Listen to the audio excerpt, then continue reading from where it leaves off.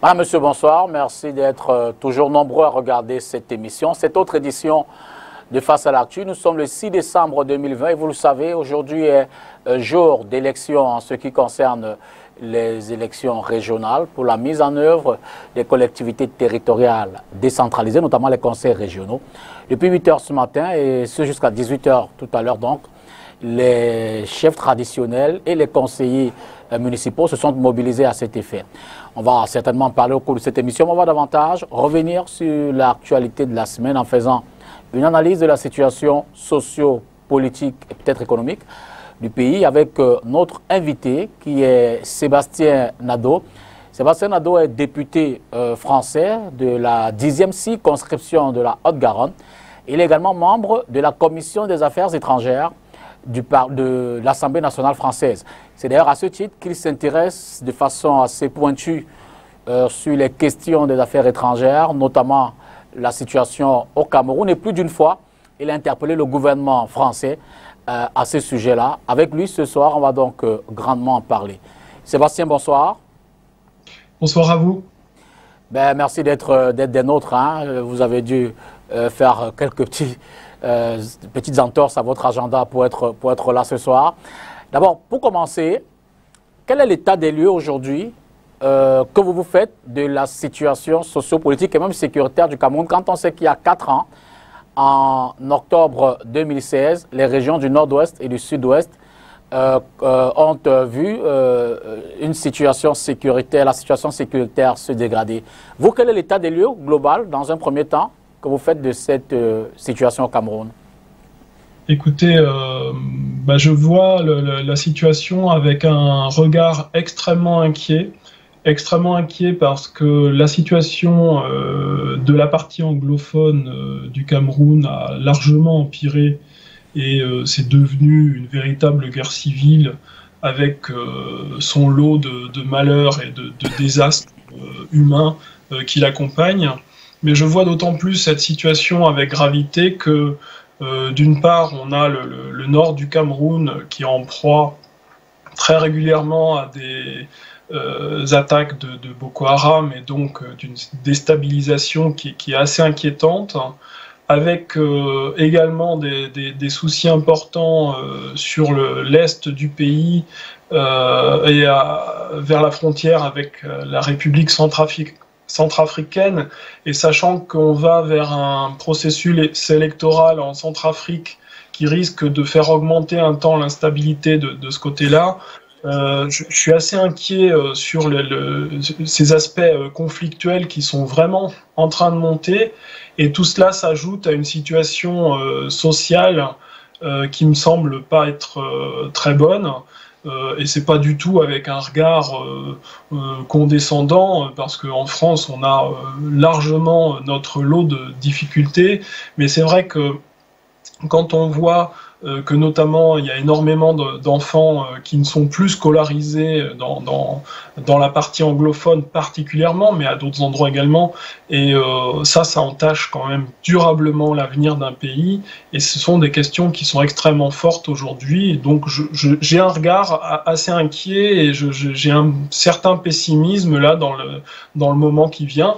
À cela s'ajoute l'effet de la pandémie au niveau international qui pour ne pas être des plus frappantes au Cameroun, va quand même avoir des impacts sur les aspects économiques, et donc c'est un moment assez compliqué que s'apprête à vivre le Cameroun, et qui s'inscrit dans une période qui est déjà suffisamment lourde dans les mois et les années qui précèdent. Alors dites-nous, vous savez que, commençant par la situation dans le nord-ouest et le sud-ouest, vous savez que sur l'origine de la crise, les versions divergent selon que l'on analyse du point de vue du gouvernement, qui estime que c'est une crise vraiment lointaine et dont la situation s'est détériorée au fur et à mesure. Par contre, les séparatistes, notamment ceux qui aujourd'hui ont également pris les armes et demandent prônent la sécession, eux, ils estiment que c'est la gouvernance, c'est la gestion de cette crise qui, malheureusement, a conduit à cette situation-là. Vous, quand vous essayez de faire l'analyse S'il fallait dégager les responsabilités, peut-être identifier les causes, que diriez-vous?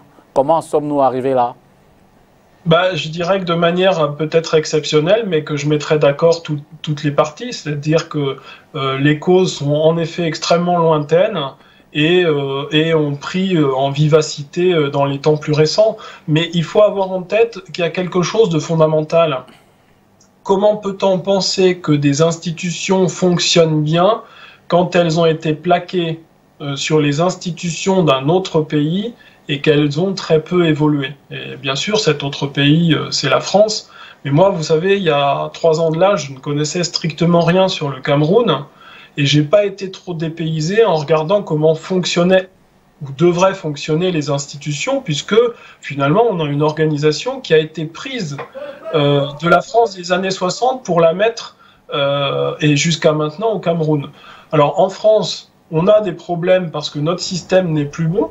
Mais au Cameroun, comment penser qu'un système pris à l'étranger dans un pays qui n'est pas du tout le même pourrait fonctionner et en ne le faisant pas évoluer pourrait continuer de fonctionner? Donc la crise, elle a des raisons profondes, anciennes, et puis elle a les raisons de la modernité. On a d'autres manières de faire relation aujourd'hui dans n'importe quel pays de la planète avec toutes les questions que le numérique, les smartphones ont pu amener comme nouveauté. Et donc, ne pas réinvestir vers de nouvelles organisations de société, c'est quelque part mettre l'individu de côté. Et si on met l'individu de côté, forcément, on se retrouve avec des problèmes sociaux qui sont importants. Donc, je crois que le jeu de se renvoyer la balle des responsabilités, c'est quelque chose par-delà lequel il faudrait réussir à passer pour s'interroger vraiment maintenant, aujourd'hui, qu'est-ce qu'il faut faire pour retrouver les chemins d'une voie pacifiée d'échange et pour construire quelque chose de nouveau, ce qui est extrêmement difficile, hein. D'accord. Sur les faits sur le terrain concrètement, on se souvient des événements de Garbour il y a quelques mois qui ont vu évidemment le massacre de quelques citoyens qui s'y trouvaient, un massacre d'ailleurs qui a été condamné par les différentes parties. Les auteurs présumés font face en ce moment à la justice militaire camerounaise. On a pu voir un peu plus récemment également ce qui s'est passé à Kumba avec ces enfants qui sont vus massacrés également dans un établissement scolaire.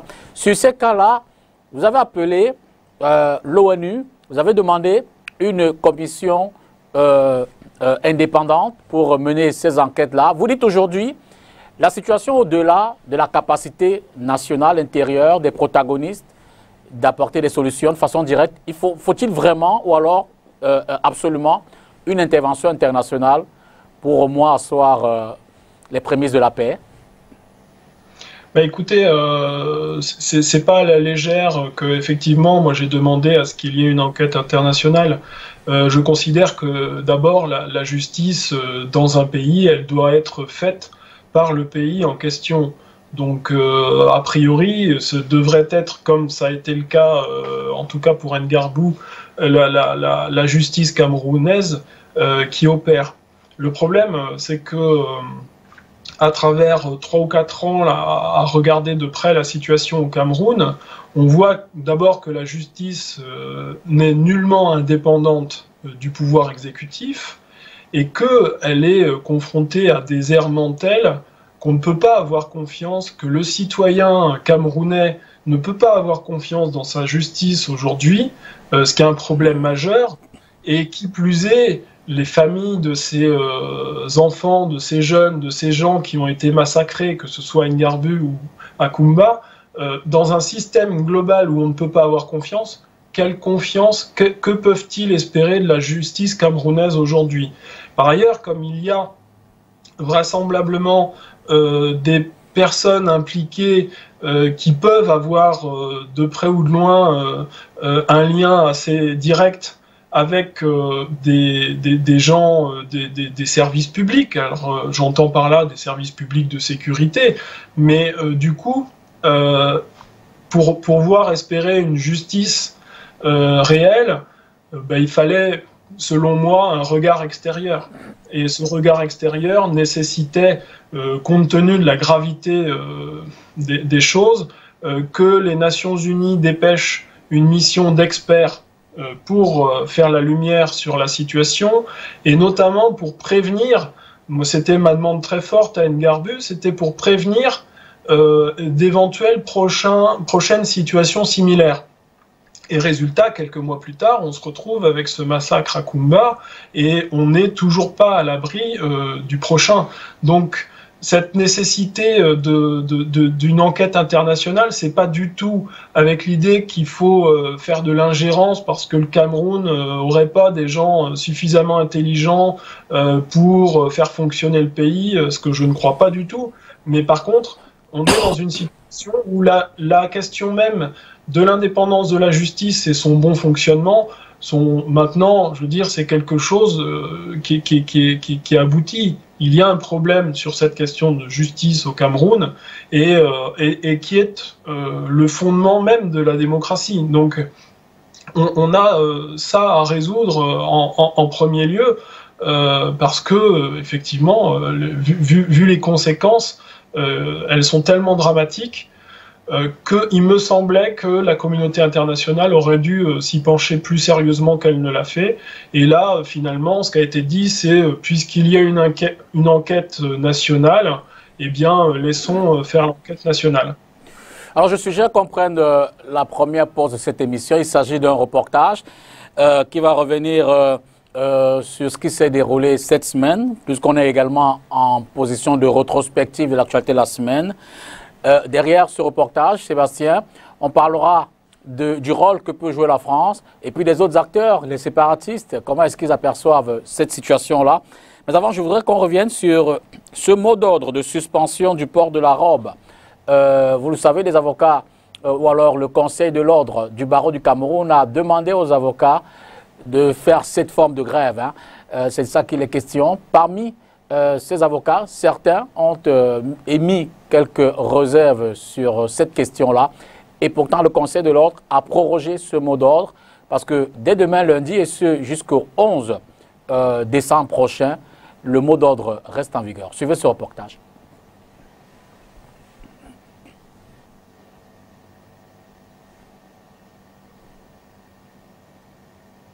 La résolution prise par le barreau du Cameroun de suspendre la robe provisoirement dans certaines juridictions semble diviser les avocats. Dans une correspondance adressée le 26 novembre dernier à Madame le bâtonnier par intérim de l'ordre des avocats, plusieurs membres estiment que la dite résolution est injuste. Et il n'y a pas de désolidarisation d'un certain nombre des avocats sur le mot d'ordre de grève. Je suis d'accord qu'en matière criminelle, les avocats fassent la grève pour trouver une solution. Mais on ne peut pas faire des grèves pour demander aux avocats de ne pas aller dans toutes les affaires. Et surtout ce qui m'a et nous a choqué un certain nombre d'avocats, par exemple l'avocat du RDPC, c'est de nous demander de ne pas aller plaider dans le cadre du contentieux électoral en matière au niveau des régionales. Parce que ça n'a rien à voir et ça ne... Puisque c'est une audience des audiences qui ne peuvent pas être renvoyées et ça ne pose aucun problème sur le fait qu'on soit solidaire sur un certain nombre d'attitudes. Sans détour, l'avocat reconnaît que la situation actuelle traduit le climat qui règne au sein du barreau. Oui, il y a des problèmes au niveau du barreau. Donc, et pourquoi nous sommes divisés? Nous sommes divisés parce qu'à l'intérieur du barreau, vous avez plusieurs avocats qui ont des comportements qui sont en dehors des règles de déontologie professionnelle. Des avocats qui violent les dispositions légales, des avocats qui sont des avocats dont on peut dire qu'ils doivent être sanctionnés, voire radiés. Or, si vous regardez dans le cas de cette affaire, le Conseil de l'ordre évite actuellement de sanctionner un certain nombre d'avocats dont les comportements, par ailleurs, sont à l'origine des problèmes actuels. Et pour tenter d'apaiser les tensions, Maître Emmanuel Pincy préconise une rencontre avec la tutelle. Voilà, retour donc sur ce plateau. On va repartir du côté de la France pour poursuivre notre échange avec Sébastien Nadeau, le député français qui est membre de la Commission des Affaires étrangères de l'Assemblée nationale. Alors Sébastien, vous avez également, on a pu le voir, à plusieurs reprises interpellé le gouvernement français, notamment le ministre Jean-Yves Le Drian, mais souvent aussi le président de la République Emmanuel Macron. On sait évidemment, si on reprend un peu les antécédents, la relation que la France entretient avec un certain nombre de pays africains, ce que d'aucuns ont appelé une forme de France-Afrique. Quel est le rôle que peut jouer la France aujourd'hui, peut-être dans la résolution de ce problème, ou alors d'aucuns estiment, et c'est pour l'essentiel un peu la position des séparatistes, que le gouvernement français protège davantage le régime du président Biya. Vous partagez cet avis-là? J'aurais bien aimé réagir sur le reportage concernant les avocats. Non, c'est possible, allez-y. Véritablement, quand les avocats sont en grève, il faut s'interroger de manière très forte. Les avocats, vous savez, c'est un petit peu un des derniers remparts d'une démocratie. Donc, quand il y a des questionnements aussi forts, parce que par-delà une affaire et ses tenants et aboutissants qui sont pas réglés, si j'ai bien compris, mais la question est la suivante.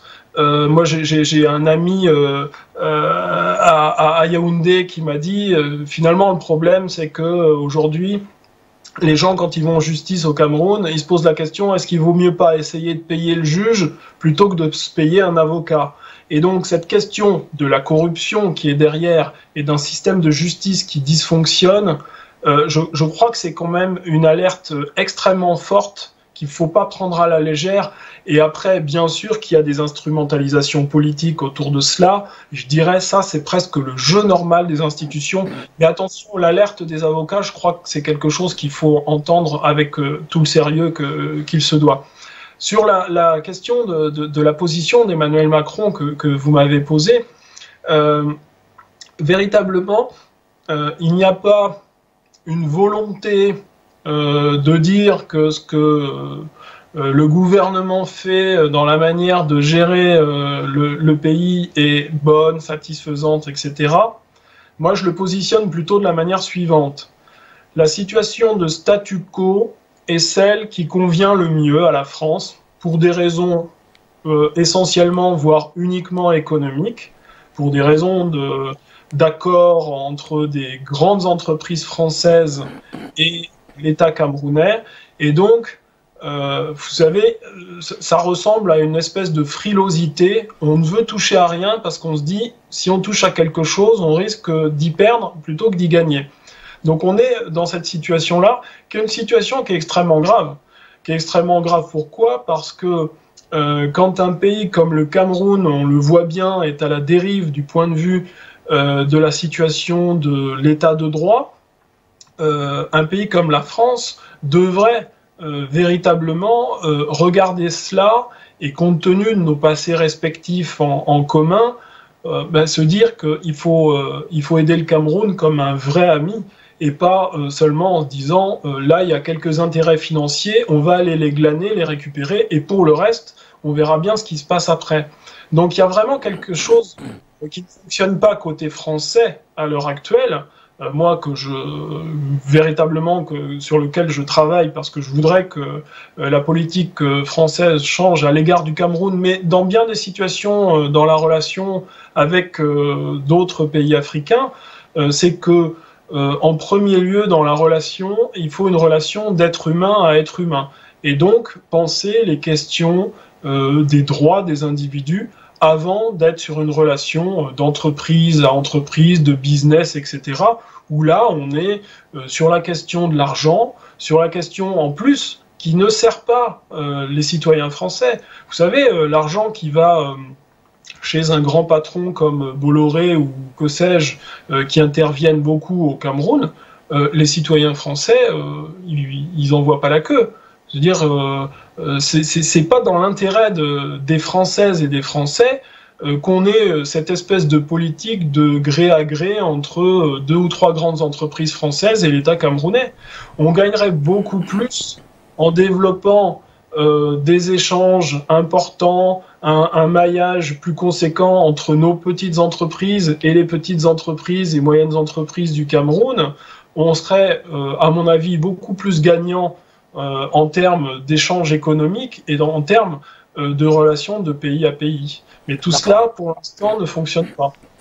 Alors, s'agissant des séparatistes, jusqu'à présent, le gouvernement estime qu'il a apporté un ensemble, a donné un ensemble, a pris un ensemble de décisions, notamment à l'issue du grand dialogue national. Donc, l'une est l'organisation, par exemple, aujourd'hui, des élections, on l'a dit, hein, des élections régionales pour finaliser la mise en œuvre de la décentralisation. Les séparatistes avaient été invités à ce grand dialogue. Ils ne sont pas venus. Ils estiment que d'abord les conditions n'étaient pas réunies pour cela, mais également les éléments du dialogue, le contenu des échanges ne leur étaient pas favorables. Avez-vous le sentiment qu'il y a de ce côté-là une volonté réelle de débat, de discuter, de trouver la meilleure approche de solution pour éventuellement une sortie de crise? Non, je crois que l'État central camerounais est complètement pétrifié face à cette situation et n'a pas trouvé d'autre solution que d'envoyer la force, d'envoyer les militaires. Et je trouve ça profondément dramatique parce que, certes, il y a eu des exactions de part et d'autre dans le conflit et vraiment, il y a des choses terribles qui se sont produites. Mais néanmoins, il y a des leaders côté nord et sud-ouest Cameroun qui sont parfaitement capables de rentrer dans le dialogue, mais encore faut-il mettre des conditions sereines à ce dialogue, ce qui ne me semble pas avoir été fait. Et les élections régionales dont vous parlez, moi j'ai appelé il y a 2-3 jours plusieurs personnes que je connais au Cameroun et tout le monde me donne le résultat avant qu'elles soient jouées. Donc c'est un principe démocratique, c'est que si on connaît exactement le résultat avant même les élections, c'est qu'on peut peut-être se poser un problème, à part si on a quelqu'un d'extraordinaire en face de gens qui ne sont pas compétents, mais là c'est pas le cas, c'est tout simplement qu'on sait d'avance que dans toutes les régions, le parti au pouvoir va remporter l'élection, c'est comme ça.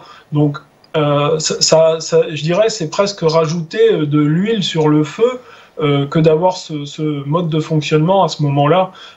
Et la partie est extrêmement difficile parce que vous avez parlé de ce grand dialogue, mais ce grand dialogue, on n'a pas bien vu à quel moment tout le monde était réuni autour de la table pour pouvoir discuter. Même, il y a eu la politique de la chaise vide, mais il faut se poser les questions. Pourquoi cette politique de la chaise vide ? Il y a quand même quelque chose qui ne fonctionne pas et qui devrait amener à une réflexion.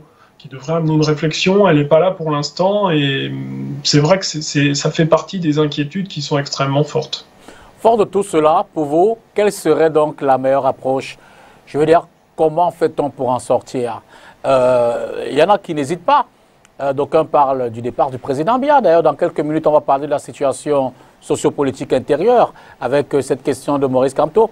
Vous, pour la crise dans le nord-ouest et le sud-ouest, sans prétention aucune certainement, le bâton magique, quelle serait la solution réelle? Oui, alors vous faites bien de dire qu'il n'y a pas de bâton magique, malheureusement, mais je ne crois pas que la question elle soit autour du départ ou pas du départ de Paul Biya. D'ailleurs, je pense que l'essentiel du pouvoir tel qu'il est exercé aujourd'hui au Cameroun ne l'est plus de sa part, mais de l'entourage politique proche. La question qui est complètement nécessaire, c'est d'abord d'évacuer la solution de qui va succéder finalement à Paul Biya en disant clairement que toutes les parties sont bien d'accord pour que ce soit un processus électoral. Lequel processus mériterait d'être sous un regard extrêmement attentif de la communauté internationale dans toutes ses étapes, chose qui pour l'instant n'est pas du tout promis du côté de la communauté internationale, donc c'est un problème. Et par ailleurs, au-delà de ces élections, qui ne résoudraient pas tout, loin s'en faut, il est absolument nécessaire que s'engage un vrai grand dialogue, une vraie table ronde de négociation. Ces négociations, elles doivent être menées par les protagonistes camerounais, c'est-à-dire que ce sont les Camerounais qui doivent décider de l'organisation de leur futur, comment ça se passe, est-ce qu'il faut du séparatisme, est-ce qu'il faut du fédéralisme, est-ce que l'État central comme il est, ça, tout va bien. Ce ne sont pas les questions sur lesquelles les étrangers, un parlementaire comme moi, ont à répondre. En revanche, ce que la communauté internationale doit permettre, c'est des garanties d'une réelle table ronde, d'un réel dialogue. Et pour l'instant, la communauté internationale n'en a pas été capable, et pour l'instant, les acteurs camerounais n'ont pas non plus été capables. Donc, ce qui est nécessaire, c'est ce round de négociation, c'est cette table ronde. Alors moi, j'ai quand même un espoir vraiment important parce que le Cameroun a cette spécificité, c'est qu'il y a une diaspora dans de très nombreux pays du monde, de très haut niveau, avec un haut niveau d'éducation et donc pour pouvoir concevoir un futur possible au Cameroun. Et donc il y a des protagonistes qui doivent rentrer en jeu maintenant et qui commencent à le faire par ailleurs.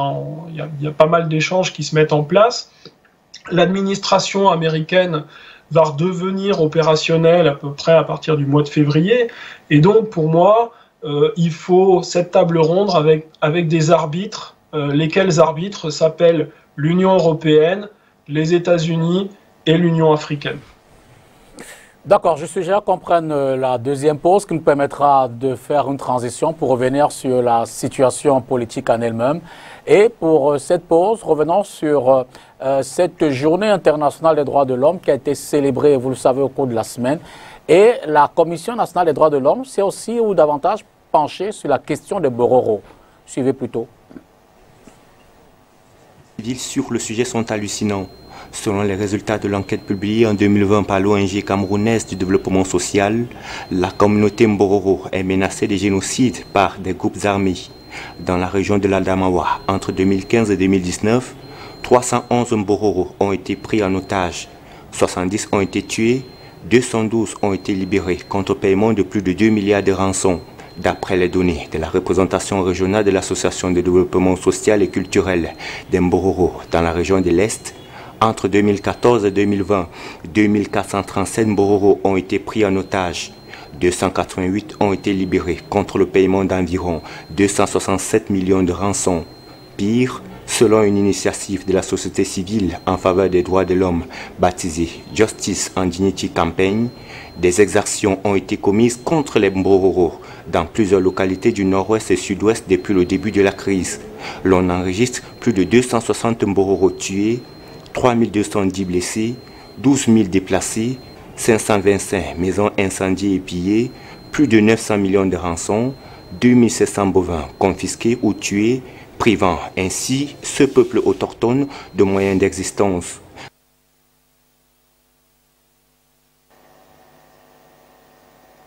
Politique en elle-même. Depuis l'élection présidentielle d'octobre 2018, vous le savez, le MRC, le Mouvement pour la Renaissance du Cameroun que conduit Maurice Kamto, le professeur Maurice Kamto, a contesté les résultats, refuse de reconnaître la victoire du président Biya, estime qu'il est président élu. Entre-temps, beaucoup d'eau a coulé sous le pont et aujourd'hui, il se retrouve à son domicile. Il est difficile d'accorder un statut juridique à cela. On pourrait dire, peut-être de façon abusive, qu'il est en résidence surveillée, incapable de sortir, d'initier quelques manifestations que ce soit. Vous, comment appréciez-vous cette situation-là? Bah écoutez, j'essaie de me dire, d'imaginer la même chose en France. Et donc, pour moi, c'est la consternation la plus totale et la plus absolue. C'est-à-dire que, quelle que soit mon appartenance à un groupe politique, si je suis au pouvoir, entre guillemets, le fait même que le principal opposant se retrouve dans cette situation me paraît complètement les stigmates d'un délitement de tout ce qu'on pourrait associer à un processus démocratique. Le Cameroun est de ce point de vue-là à la dérive. On a une justice qui dysfonctionne. On a un pouvoir en place qui a un mode de réaction vis-à-vis de toutes les personnes qui le gênent, donc les opposants politiques, les gens qui prennent trop d'importance dans les médias, tout cela se règle à coup de surveillance, de mise en prison, et c'est absolument dramatique parce que ce mode de relations humaines n'est pas du tout digne d'un pays comme le Cameroun, du fait même du passé d'un certain nombre de Camerounais qui ont donné leur vie pour que le Cameroun soit ce qu'il est, c'est-à-dire un pays pleinement indépendant. Je crois que voir arriver ce cheminement et cette situation, ça doit être vécu comme quelque chose d'absolument terrible par pas mal de Camerounais. Mais vous avez fait remarquer dans le reportage que parallèlement à cette question politique, il y a la sécurité du quotidien, alors la sécurité tout court, et puis parfois la sécurité alimentaire ou la sécurité sanitaire, qui pose de graves problèmes. Donc être Camerounais et puis voir que son quotidien est extrêmement difficile dans une situation où manifestement on marche tout droit dans la dictature, c'est vraiment quelque chose que je trouve absolument dramatique. Donc ma réaction, c'est que Maurice Kamto, moi je m'immisce pas dans le processus politique du Cameroun. D'une part, il a le droit de contester l'élection du président en 2018, et d'autre part, tout ce qu'il reçoit comme coup et comme me paraissent mais complètement hors de propos, et là encore ça donne l'impression d'un pouvoir qui est complètement paniqué, qui ne sait pas que faire.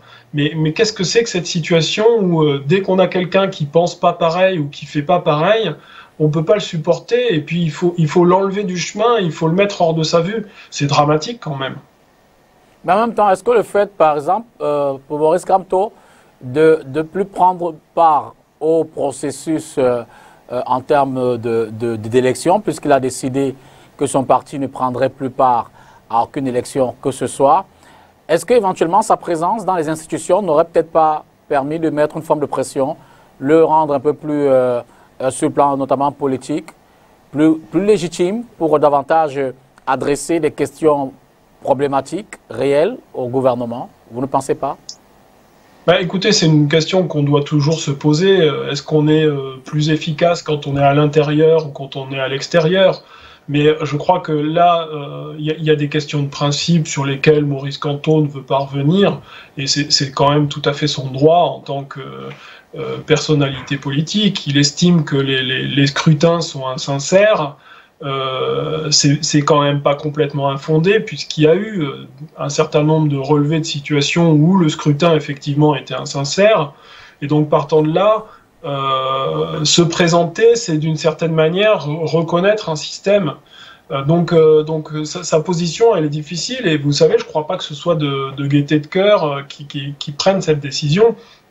De là à dire qu'il pèserait plus en étant à l'intérieur, on n'a pas trop cette certitude. Quel parlementaire parvient à faire de l'opposition au Cameroun? Moi, je les entends pas trop, les parlementaires. Quel ministre peut se permettre de dire quelque chose de contraire au président? Là non plus, il n'y a pas grand-chose. Donc véritablement, sa position qui est tout à fait discutable, mais c'est le principe même de la démocratie, de pouvoir discuter. Moi, je la comprends. Ça ne veut pas dire que je soutiens Maurice Kamto, mais en tout cas, je le soutiens dans une situation, c'est qu'il est opposant, et il est malmené par le pouvoir en place uniquement parce qu'il est opposant. Alors, une fois de plus, cette fois-là, l'Assemblée nationale, Jean-Yves Le Drian l'a rappelé, il s'est prononcé sur la question. Il a rappelé que l'année dernière déjà, le président Emmanuel Macron avait appelé Paul Biya, une fois encore, c'était lorsque Maurice Kamto avait été interpellé et puis emprisonné à la prison de Nkondengui. Alors, en octobre dernier, j'ai failli dire bis repetitas, le ministre français des Affaires étrangères dit que la France a de nouveau appelé le Cameroun pour cela. Vous, qu'est-ce que vous dites? Il n'y a pas une forme de, j'ai failli de complicité, France-Cameroun, dans ce jeu sur la situation intérieure politique. Il faut tout le temps que le coup de fil parte de Paris pour accélérer peut-être un certain nombre d'initiatives sur le plan local ici. Ben, écoutez, l'impression qu'on pourrait avoir, c'est que Paul Biya est attentif à ce que pourrait lui dire le président de la République ou éventuellement le ministre des Affaires étrangères. Cela dit, ça interroge parce que si c'est le cas, ça veut donc dire que la France met pas la question du respect des droits humains comme une question centrale. Et moi, c'est sur ça d'ailleurs que j'interviens, c'est que si tant est que la France ait de l'influence et pas sur le registre nécessairement de l'ingérence, parce que c'est deux notions différentes. Entre deux pays, on peut avoir de l'influence. Angela Merkel fait pas de l'ingérence vis-à-vis de la France, mais elle a de l'influence sur les décisions politiques en France. Donc on peut tout à fait envisager de l'influence, qui d'ailleurs peut marcher dans les deux sens. Mais là, très clairement, moi la principale question que je me pose, c'est que si vraiment la France est influente vis-à-vis du Cameroun, alors moi ça me pose problème parce que je trouve pas que ce soit de la bonne influence. Hein. Alors, à 87 ans, et ça c'est une question qui revient assez souvent, l'âge du président de la République, Paul Biya, il a encore 5 ans sur le mandat actuel qui court, mandat qu'il a pris en 2018. Vous vous interrogez, comme la plupart des personnalités de l'opposition aujourd'hui ici, sur ses capacités réelles à pouvoir mener à bien la barque. Vous savez, il y a eu cette forte rumeur sur, et d'ailleurs des deepfakes également, sur son incapacité à manager les choses publiques. Un certain nombre d'acteurs de l'opposition l'ont relevé. Vous partagez cet avis-là. Vous dites que Paul Biya peut encore jusqu'en 2025. Bah, écoutez, moi j'ai dans mon entourage plusieurs personnes qui ont à peu près le même âge. Donc ça me laisse complètement sceptique dans la capacité à mener un pays tel que le Cameroun. C'est un grand pays avec justement typiquement énormément de relations internationales parce qu'il n'y a pas que la France, il y a bien d'autres pays avec lesquels il y a fort à faire. Et donc, sur la compétence, je ne sais pas ce qui peut être dit, mais par rapport à sa situation et l'âge qu'il a, bien sûr que ça interroge. Et le problème que ça pose en arrière-plan, c'est que derrière Paul Biya, ça veut dire que les choses ne sont pas claires. Qui dirige actuellement le Cameroun en tout cas, moi, de mon regard extérieur, je me pose vraiment la question. Et surtout, la course à la succession, parce que bien évidemment, quand on a quelqu'un qui est en pleine forme et avec un âge raisonnable, les questions ne se posent pas de la même manière. Mais là, les appétits sont aiguisés au Cameroun, c'est absolument terrible comme situation. Et de ce fait, on a l'impression, en tout cas le regard moi, que j'ai, c'est qu'il y a beaucoup de choses qui devraient avancer, mais qui n'avancent pas, parce que il y a cette course à la succession. Alors c'est dans les couloirs feutrés, pas loin du palais Etoudi ou des choses comme ça, mais tout ça bloque complètement le pays et l'empêche d'avancer. Donc c'est pas un service à double titre qu'a rendu Paul Biya. D'abord parce que ça me semble un petit peu prétentieux de vouloir diriger un pays comme le Cameroun à l'âge qu'il a, mais surtout parce que il y a beaucoup d'agitation pour prendre le pouvoir au Cameroun, et que ça, c'est tout à fait nuisible pour le pays. Ça paraît complètement évident. On a eu quelques situations en France où c'était absolument terrible, hein, quand il s'agissait de prendre la place du pouvoir suprême dans le pays. Et là, manifestement, c'est une très mauvaise situation que vit le Cameroun. On prend un dernier reportage, si vous le permettez, et puis on dira derrière un mot sur la situation, cette fois également sécuritaire à l'extrême nord du Cameroun, avec la présence et même la recrudescence des attaques de Boko Haram. Ce sera après qu'on aura regardé ce reportage sur la stratégie nationale de développement, vous le savez, cette autre politique économique qui vient en remplacement du document de stratégie pour la croissance et l'emploi qui lui a vécu entre 2010 et 2020. Au regard du bilan de cette première initiative, le gouvernement entend mettre une autre initiative économique pour cette fois-là à l'horizon 2030, permettre ou alors accélérer le processus de développement. Du moins, c'est l'ambition. Et à côté de cela, il y a des acteurs qui n'ont pas le même optimisme. Il s'agit entre autres des membres du JICAM, le groupement interpatronal du Cameroun. Suivez plutôt. Le constat est de plusieurs économistes. La mise en œuvre de la stratégie nationale de développement 2020-2030 se fait dans un contexte économique national et international assez instable. Sur le plan local, on pense entre autres à la persistance de la crise sécuritaire dans les régions de l'extrême nord, du nord-ouest et du sud-ouest, 3 régions déclarées économiquement sinistrées. Concernant l'insécurité dans les régions du nord-ouest et du sud-ouest, le patronat relève que cette situation touche plus de 88% des entreprises et impacte à près de 61% du climat des affaires.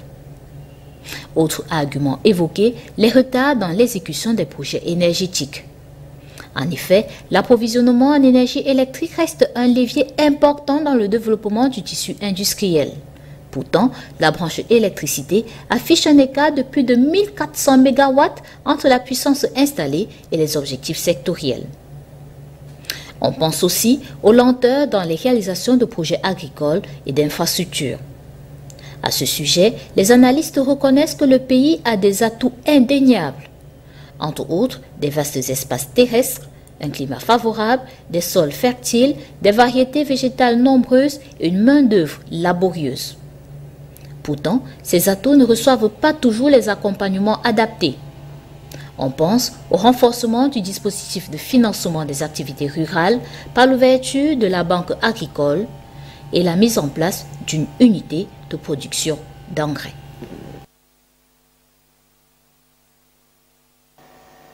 Alors, on le sait, Sébastien, jusqu'à tout récemment, il y avait une force multinationale mixte avec les éléments des unités de sécurité des pays autour de cette zone du lac Tchad pour combattre Boko Haram. Est-ce que vous avez le sentiment qu'aujourd'hui, cette force semble relativement débordée? Boko Haram, avec cette recrudescence, aussi bien au Nigeria, dans certains pays du Sahel, mais aussi en Afrique centrale ici, le Tchad, le Cameroun. L'analyse de la situation est extrêmement difficile et la situation en elle-même est extrêmement difficile. Vous savez, il y a plusieurs problématiques qui se greffent à cette question de l'insécurité. D'abord, il y a les questions environnementales autour du lac Tchad et la question de l'eau qui est un vrai problème. Ensuite, moi, ce que je vois et que je trouve profondément inquiétant, c'est tous ces jeunes Camerounais qui n'ont pas trop d'horizon et à qui on propose finalement très peu de choses et qui potentiellement peuvent se retrouver séduits par le projet Boko Haram, puisque finalement ils n'ont rien d'autre devant eux. Et donc il y a la réponse strictement sécuritaire et elle est nécessaire et elle doit être bien pensée. Premièrement avec les acteurs locaux, c'est vraiment les acteurs essentiels, mais également il y a des questions qui sont extrêmement fortes avec la question de l'éducation dans ces zones qui sont vraiment des zones où l'éducation peine aujourd'hui à se frayer un chemin, en tout cas le chemin tel qu'il se devrait. Il y a un moment du reportage précédent où on fait état de toutes les richesses du Cameroun, les richesses naturelles, et c'est bien vrai que c'est quand même un pays assez extraordinaire de ce point de vue-là, mais quand on ajoute les richesses culturelles, intellectuelles, et puis de ces grands entrepreneurs camerounais, on se dit quand même qu'il y a vraiment quelque chose à côté duquel on est en train de passer pour un pays comme cela, qui n'a pas finalement trouvé les voies d'une vie en société sereine, alors qu'il a tout pour le faire. Alors pour finir, s'il vous était demandé de lire peut-être dans la boule de cristal,